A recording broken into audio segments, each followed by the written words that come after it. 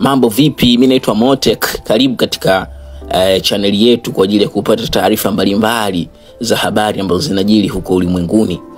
Story kubwa inahusu kifo cha mwandishi wa habari kule nchini Israel ambaye ameuawa siku ya jana. Shirika la utangazaji Al Jazeera limesema siku ya jana mwandishi wake wa habari anayefanya kazi ya moja ya chaneli zake ameuawa katika shambulio la Israel akiwa kwenye gari lake kaskazini mwa Gaza. Hossam Shabat, mwandishi wa habari aliyekuwa akishirikiana na Al Jazeera mubashar, ameuawa katika shambulio la Israel lililolenga gari lake kaskazini mwa ukanda wa Gaza, imesema taarifa hiyo ya Al Jazeera. Shirika la ulinzi la uraia huko Gaza limethibitisha kifo chake. Pia shirika hilo limethibitisha kifo cha mwandishi mwingine Mohamed Mansour katika shambulio tofauti, ambaye pia ni mfanyakazi wa televisheni ya Palestine Today yenye uhusiano na Islamic Jihad.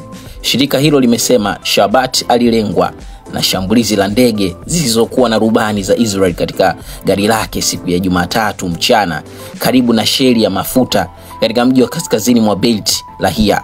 Mansour ameuawa katika shambulio tofauti la anga lililopiga nyumba yake katika mji wa kusini mwa Khan.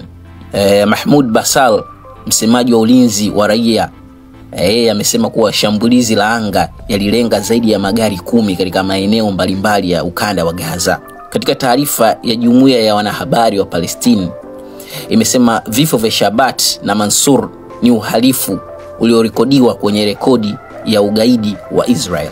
Aidha, jumuiya hiyo imesema zaidi ya wanahabari 206 na wafanyakazi wa vyombo vya habari wameuawa tangu kuanzia kwa vita hivyo iliyotokana na mashambulio ya Hamas dhidi ya Israel Oktoba 7 mwaka 2023. Kwa hiyo hiyo ndio habari ambayo ina trend sana huko nchini Israel mara baada ya kuuawa kwa waandishi wa habari hawa ambao wanafanya kazi ya kutoa taarifa au kuwataarifu watu ulimwenguni kuhusiana na kile ambacho kinaendelea huko nchini Israel.